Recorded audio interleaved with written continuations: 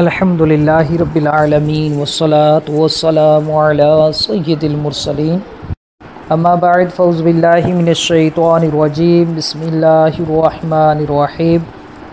الصلاة والسلام علیک یا رسول اللہ وعلی آلک واصحابک یا حبیب اللہ الصلاة والسلام علیک یا نبی اللہ وعلی آلک واصحابک یا نور اللہ۔ قربانی کے شرعی مسائل کا سلسلہ ہم قسط وار شروع کر رہے ہیں، اور آج کے درس میں ہم قربانی کے مسائل کا پارٹ 1 حصہ اول ڈسکس کریں گے۔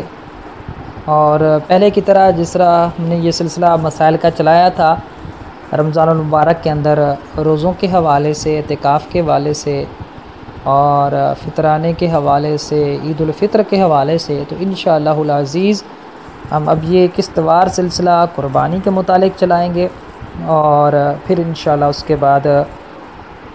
تکبیر تشریق کے حوالے سے اور عید الاضحیٰ کے حوالے سے انشاءاللہ یہ ہمارا مسائل کا قسط وار سلسلہ انشاءاللہ شروع ہوگا۔ تو آپ سے بس ایک گزارش ہے کہ آپ ان کو خود بھی بغور سنیں اور ان کو زیادہ سے زیادہ شیئر کریں تاکہ زیادہ سے زیادہ لوگ وہ علم دین حاصل کر سکیں۔ اس میں ہمارا انداز یہ ہوتا ہے کہ ساتھ مسائل لکھے ہوئے بھی ہم بھیجتے ہیں، اور ساتھ ہم یوٹیوب پر وہ کلپ اپلوڈ بھی کر دیتے ہیں کہ بعض جو احباب ہیں جو پڑھ نہیں سکتے وہ اس طرح مسائل کو سن کر استفادہ کر سکتے ہیں، اور جو پڑھ سکتے ہیں وہ پڑھ کر بھی۔ اور مزید یہ ہے کہ اس میں کہیں سمجھنا ہو تو اس قسط وار سلسلے کے اندر مطلب ہم اچھے انداز میں اور آسان انداز میں سمجھانے کی کوشش کرتے ہیں، تو اس طرح مسائل کو سمجھنا بھی آسان ہو جائے گا۔ تو بہرحال یہ بہت ایک مفید سلسلہ ہے، تو اس کو زیادہ سے زیادہ خود بھی سنیں، زیادہ سے زیادہ شیئر کریں جتنا ہو سکے۔ اللہ تبارک تعالی ہم سب کو خوب علم دین کی برکتیں عطا فرمائے۔ تو آئیے اپنے جو ہمارا سلسلہ ہے قربانی کے مسائل کے حوالے سے بغیر کسی تاخیر کے شروع کرتے ہیں۔ تو آج قربانی کے شرعی مسائل کے قسط اول ہے، پارٹ 1 ہے، اور اس کا سب سے پہلا سوال یہ ہے کہ قربانی کسے کہتے ہیں؟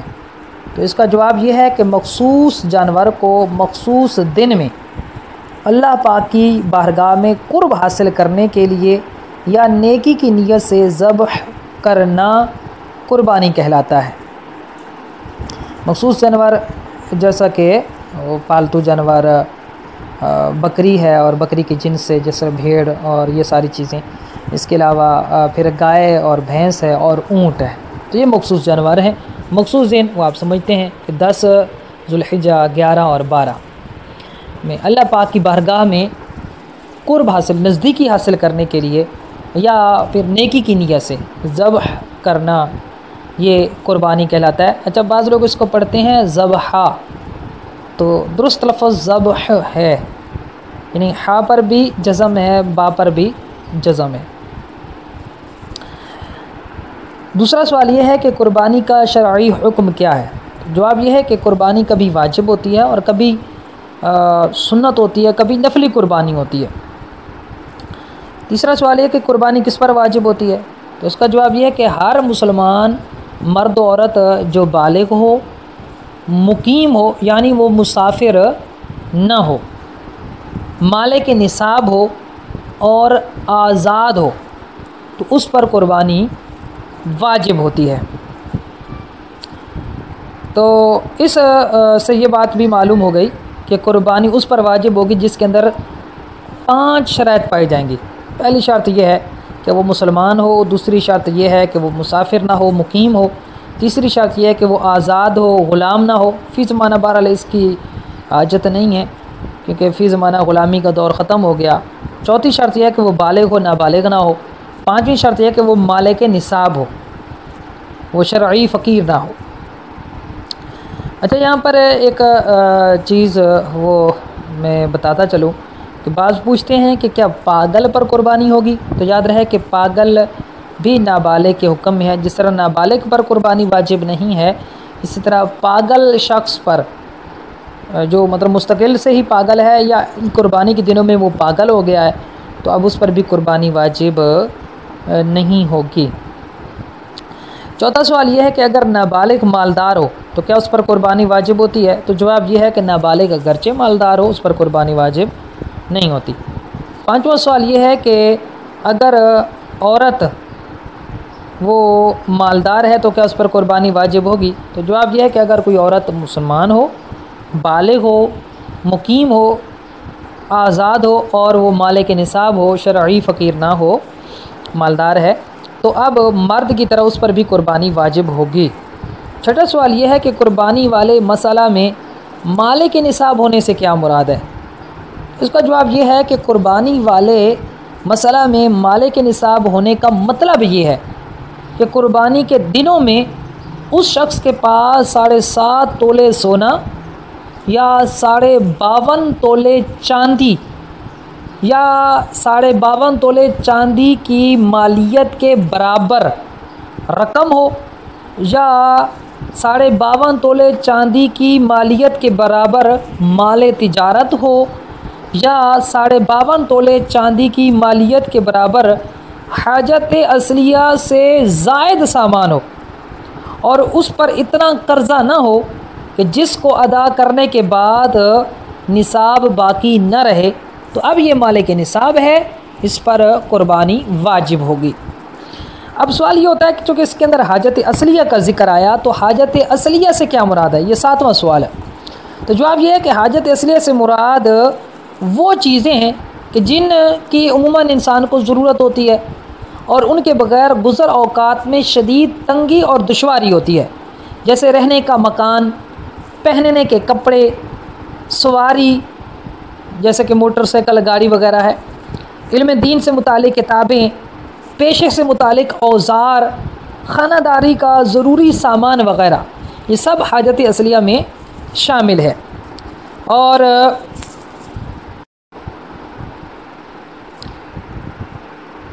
حاجت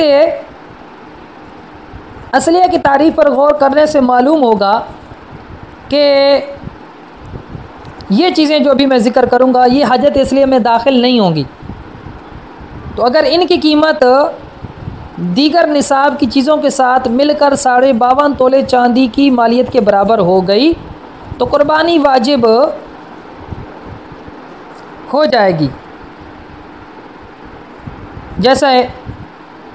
ڈیکوریشن پیسز ہو گئے، سینریاں وغیرہ ہوتی ہیں، اس طرح سال بھر بالکل استعمال نہ ہونے والے برتن، اسی طرح سال بھر بالکل استعمال نہ ہونے والے کپڑے، اسی طرح ضرورت سے زیادہ بالکل استعمال نہ ہونے والا مکان، یعنی جو بالکل استعمال نہیں ہو رہا، نہ وہ مہمانوں کے طور پر، نہ بیٹھک کے طور پر، نہ سونے کے طور پر، نہ جانوروں کو وہاں پر باندھا جا رہا ہے، نہ وہاں پر کوئی وہ سٹور ہے کہ اپنا گھر کا اضافی سامان وہاں پر رکھا جا رہا ہے، بالکل خالی پڑا ہے، تو اب یہ بھی حاجت اصلیہ کے علاوہ ہے، لہٰذا یہ بھی نصاب میں اس کی بھی مالیت شمار کی جائے گی۔ اسی طرح عورتوں کے پاس اضافی زیورات، اضافی برتن ہوتے ہیں، جہیز میں لاتی ہیں اور وہ پیٹیوں میں بند ہوتے ہیں، الماریوں میں، اور سالوں سال گزر جاتے ہیں، استعمال نہیں ہوتے، تو وہ بھی نصاب میں شامل ہوں گے۔ اسی طرح اضافی کپڑے یا بستر وغیرہ ہوتے ہیں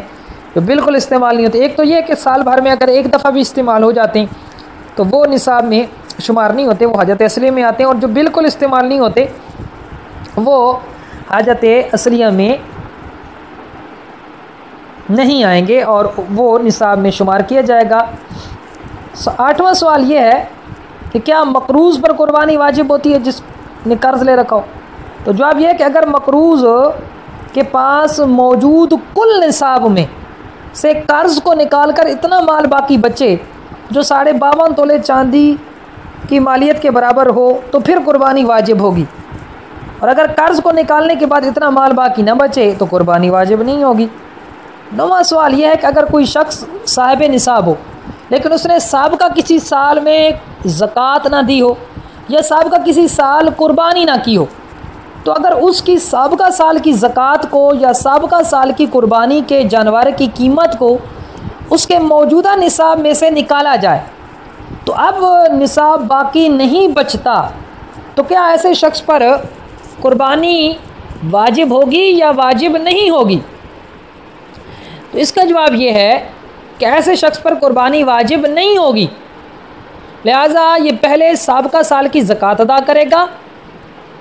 اور اگر قربانی نہیں کی تھی تو پہلے سابقہ سال کی قربانی کی طرف سے زندہ جانور شرعی فقیر کو صدقہ کرے گا۔ اب اس کے بعد اگر نصاب نہیں بچتا تو اس پر قربانی واجب نہیں ہے، اور اگر یہ دینے کے بعد بھی نصاب باقی بچ جاتا ہے تو پھر قربانی یہ والی بھی واجب ہوگی۔ 10واں اور آخری سوال یہ ہے کہ کیا شرعی مسافر پر قربانی واجب ہوتی ہے؟ اس کا جواب یہ ہے کہ شرعی مسافر پر قربانی واجب نہیں ہوتی۔ اب شرعی مسافر کون ہے؟ شرعی مسافر وہ شخص ہوتا ہے جو 57.5 میل یعنی تقریباً 92 کلومیٹر 92 کلومیٹر دور جانے کے ارادے سے اپنے شہر کی حدود سے باہر نکل گیا ہو، یا اتنے فاصلے پر کسی جگہ پہنچ کر 15 دنوں سے کم ٹھہرنے کی نیت کی ہو، تو یہ شرعی مسافر ہے اور اس پر قربانی واجب نہیں ہوگی۔ اللہ تبارک تعالیٰ کی بارگاہ میں دعا ہے کہ اللہ پاک ہم سب کو قرآن و سنت کا فہم عطا فرمائے، فقہی مسائل سمجھنے کی توفیق عطا فرمائے، ان پر عمل کرتے ہوئے انہیں آگے پہنچانے کی توفیق عطا فرمائے، آمین بجاہ النبی الامین صلی اللہ علیہ وآلہ وسلم۔